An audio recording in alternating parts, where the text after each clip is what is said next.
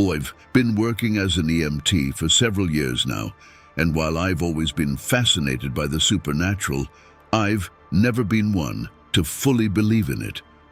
I guess you could say on the fence about the whole thing. My job has exposed me to countless situations that could easily be chalked up to coincidence or simple fear. But there are some experiences that have left me questioning my own skepticism. One place that stands out in my memory is the hospital where I work. During the day, it's a bustling center of activity, filled with the noise of doctors, nurses, and patients. But at night, it transforms into something entirely different. The halls become eerily quiet, the lights dim, and the shadows seem to stretch and move in ways that defy explanation. It's in these quiet, lonely hours that I've encountered things I can't easily explain away. It was a typical graveyard shift, and I found myself heading down to the basement of the hospital. The place always had a way of sending chills down my spine, especially at this hour, 3 a.m. The basement was a cluttered maze, filled with old equipment and supplies that hadn't seen the light of day in years. The lighting was sparse, with flickering bulbs casting long, eerie shadows across the narrow corridors. As I walked through the dimly lit maze, the only sounds were my footsteps echoing off the concrete walls and the occasional hum of machinery. The silence was oppressive, almost tangible, making every little noise seem amplified and every shadow seem like it was hiding something. It felt like the kind of place where the past lingered, and not all of it was friendly. The empty, silent halls added to the sense of unease, making me feel like I was being watched, even though I knew I was alone. As I navigated through the cluttered basement, I suddenly felt a sharp tug on my shirt. My first thought was that I must have snagged it on one of the many pieces of equipment lying around. I glanced back, expecting to see my shirt caught on a protruding edge, but there was nothing there. I shook it off, convincing myself it was just my imagination playing tricks on me in the dim light. But then it happened again, a more insistent pull that made my heart skip a beat. I stopped in my tracks, my breath catching in my throat. The basement was cluttered, but I could clearly see that there was nothing around me that could have caused the tugging. My mind raced to find a rational explanation, but the growing unease made it difficult to stay calm. I could feel my pulse quicken, and a cold sweat began to form on my forehead. The sensation of being watched was stronger now, and every instinct I had was screaming that something was very, very wrong. I tried to shake off the creeping dread, convincing myself that it was just my tired mind playing tricks. But then I felt the tug on my shirt again, more forceful this time. Before I could react, I heard it. A little girl's voice, clear as day, saying, "I'm lost." The words echoed in the stillness, sending a jolt of terror through me. My heart pounded in my chest, each beat loud and frantic.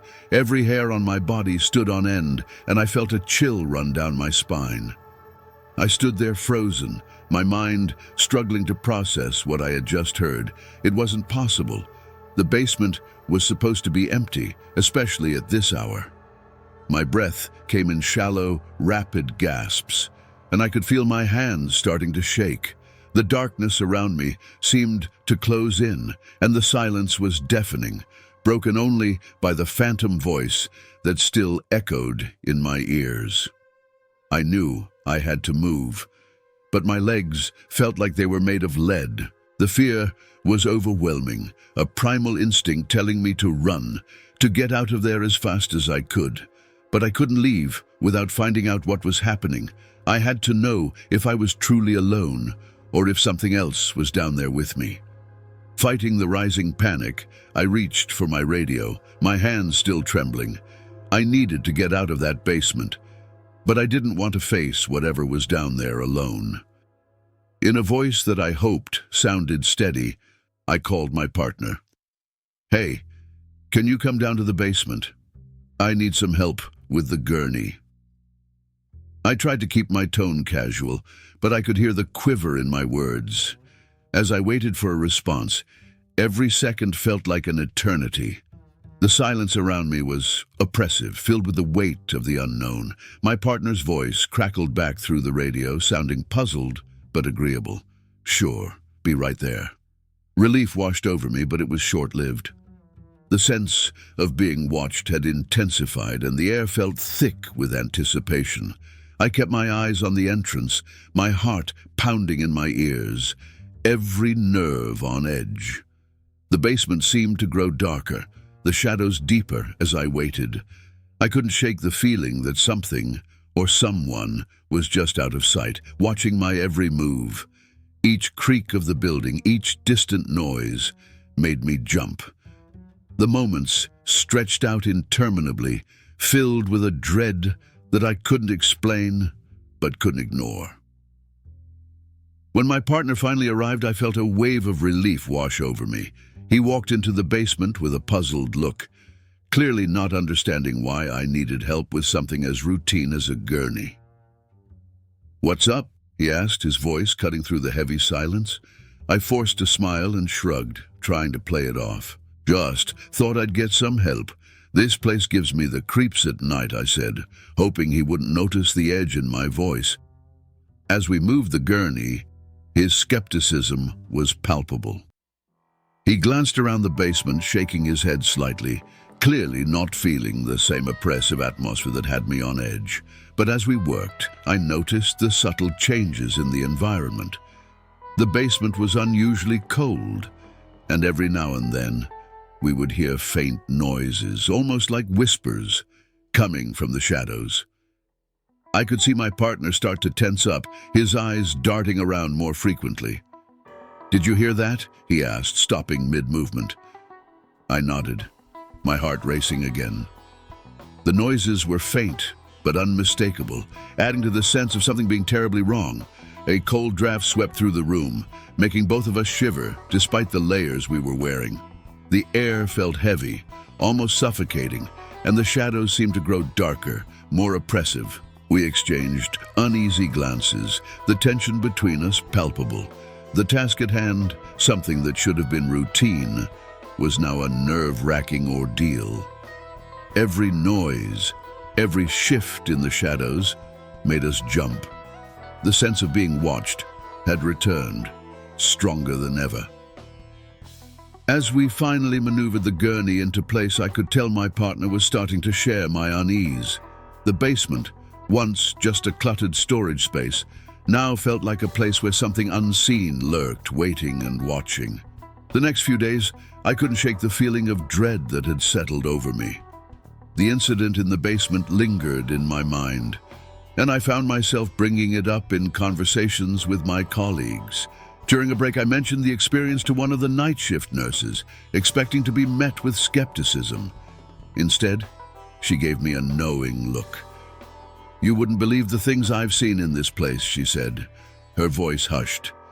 She went on to tell me about the ICU and hospice areas, places where life and death constantly brushed against each other. "There's this one room," she continued. "Patients always report seeing a man standing at the foot of their bed, just staring at them. It's always the same room, always the same description." Intrigued and slightly unnerved, I started asking around.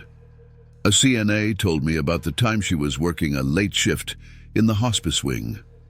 I was alone, and I swear I saw a shadow move across the hallway, she said, her eyes wide with the memory.